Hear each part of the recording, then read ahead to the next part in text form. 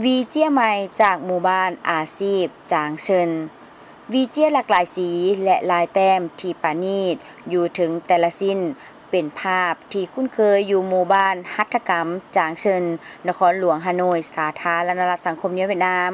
หมู่บ้านนี้เคยมีชื่อเสียงในอาชีพการเฮ็ดวีเจียแบบดั้งเดิม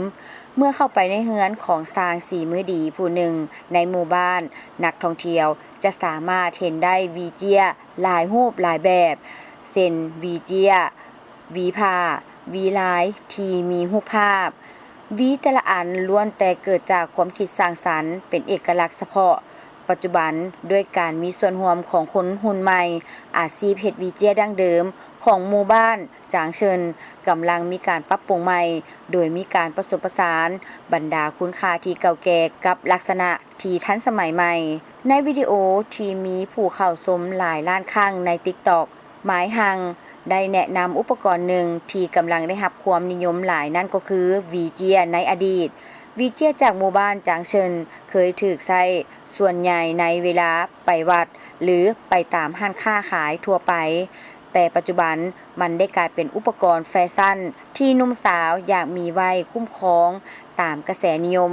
วีเจียก็กำลังกลายเป็นวัตถุวัฒนธรรมที่ได้รับการเล่าขานตามเนื้อหาที่ทันสมัยและใกล้ชิดกับชีวิตคนหุ่นใหม่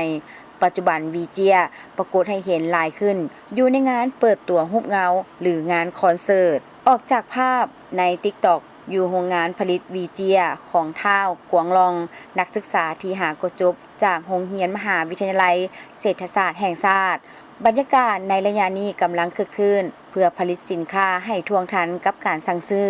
ส่วนหนึ่งแมนเครื่องจักรได้เปลี่ยนแปลงวิธีการผลิตดั้งเดิมที่ต้องใช้เวลาหลายวันในเมื่อก่อนเช่นการใช้เครื่องพิมพ์ดิจิตอลเครื่องตัดเลเซอร์และเครื่องอัดลายด้วยความร้อนช่วยสร้างลวดลายและวัตถุใหม่